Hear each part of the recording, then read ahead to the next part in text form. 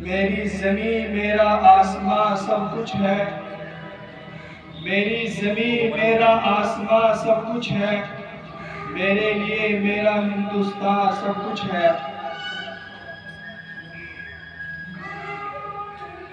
استاد محترم اور محفل میں شریف قابل قدر حضرات، میرے لیے بڑی سعادت و خوش نصیبی کا مقام ہے کہ آج میں آپ لوگوں کے سامنے تحریک آزادی میں علماء دیوبند کے کردار کے موضوع پر نبوشائی کی جسارت کر رہا ہوں۔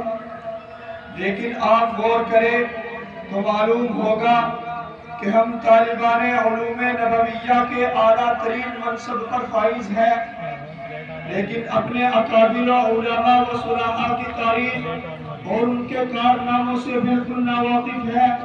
ہماری نگاہوں سے ہمارے اسلاف کے روشن کارنامے پوشیدہ ہیں۔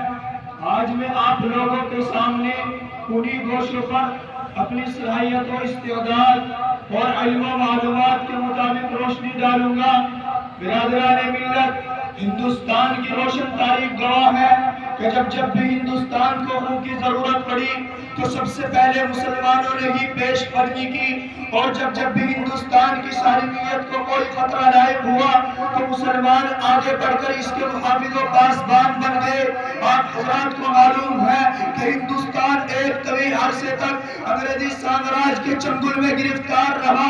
مغلوں کی کمزوری اور ملک کی بدامنی و طوائف الملوک کی بدولت ہندوستان کو طوق غلامی پہننا پڑا۔ ایسٹ انڈیا کمپنی نے زبردست سازش کر کے ہندوستان پر قبضہ کر لیا تھا اور یہاں کی آزاد و خود مختار حکومت و عوام کو اپنا محکوم و غلام بنا لیا تھا۔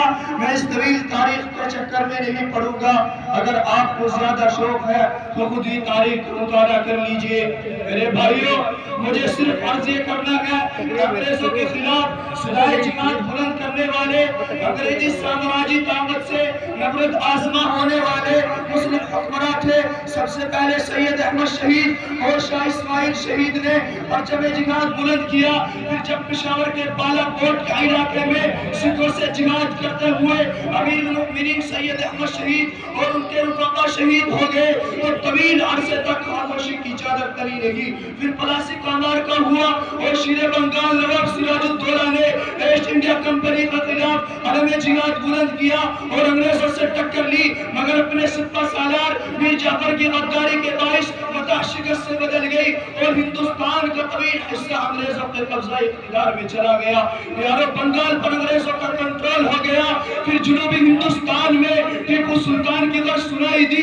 اس مرد خدا نے ہندوستان کی پاک سرزمین سے انگریزوں کو باہر نکالنے کا عزم کر لیا تھا، مگر اس کے ساتھ بھی غداری کا معاملہ ہوا۔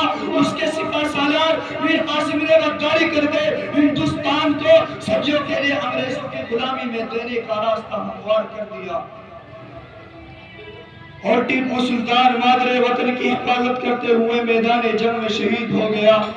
اس کی شہادت پر انگریز افعال کے جنرل نے بڑے فخر سے کہا تھا کہ ابھی ہندوستان ہمارا ہے، یہ تمہارا نہیں۔ لہو وطن کے شہیدوں کا رنگ لایا، لہو وطن کے شہیدوں کا رنگ لایا، اچھل رہا ہے زمانے میں نام آزادی۔ برادران ملت، تاریخ طویل اور مختلف ہے، مگر سنیے 1857 کے بعد کیا ہوتا ہے۔ 1857 کے بعد ایک دور کا اختتام ہوتا ہے تو دوسرے نئے دور کا آغاز ہوتا ہے۔ 1857 کے خون انقلاب کے بعد مسلمانوں پر جو مصائب و آلام کے پہاڑ توڑے گئے اور زوال و انحطاط کی کیفیت ان پر طاری ہوئی، اس سے ان کے وجود کا خطرہ لاحق ہو گیا تھا اور دین و مذہب کی بقا کا مسئلہ پیدا ہو گیا تھا۔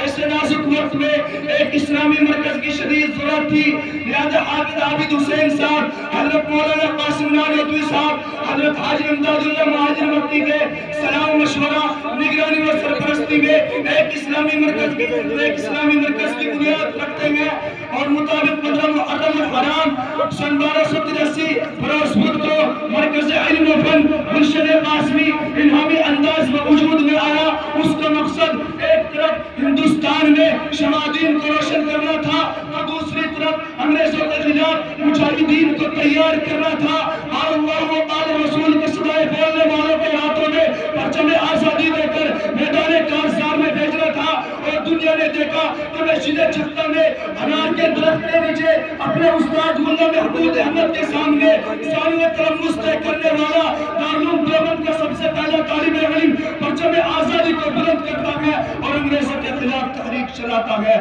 دنیا انہیں آج شیخ توحید کے نام سے یاد کر رہی ہے۔ وطن کے جانثار ہیں وطن کے کام آئیں گے، وطن کے جانثار ہیں وطن کے کام آئیں گے، ہم ایک روز اس زمین کو ضرور آسماں بنائیں گے۔ میں آخر میں یہی کہوں گا کہ میں دارالعلوم دیوبند کے کارناموں کو کما حقہ بیان نہ کر سکا، مگر اتنا کہنا کافی ہوگا کہ دارالعلوم دیوبند کے خمیر میں جذبہ حریت اور جوش جہاد پایا جاتا ہے، یہی اس کی سب سے بڑی اور نرالی شان ہے۔ وما توفیقی الا باللہ۔